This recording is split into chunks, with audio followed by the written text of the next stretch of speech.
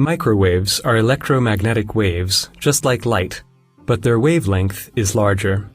It varies between 1 millimeter and 1 meter.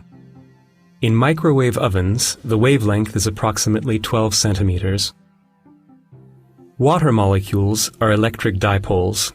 Hydrogen atoms are partially positively charged, while oxygen atoms are partially negative. Therefore, microwaves, that is, the periodically changing electromagnetic field, causes water molecules to vibrate. The increase of kinetic energy causes an increase of temperature.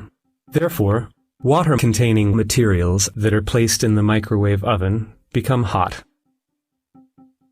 The magnetron generates microwaves using electric current, which are directed into the cooking cavity by a waveguide.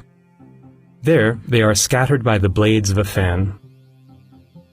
Reflected by the inner metal walls of the cooking cavity, the waves enter food and make it hot. The door to the oven is fitted with a protective mesh, which prevents microwaves from escaping from the cooking cavity. Without this protective layer, our tissues would also heat up while standing near the oven, which could lead to burns.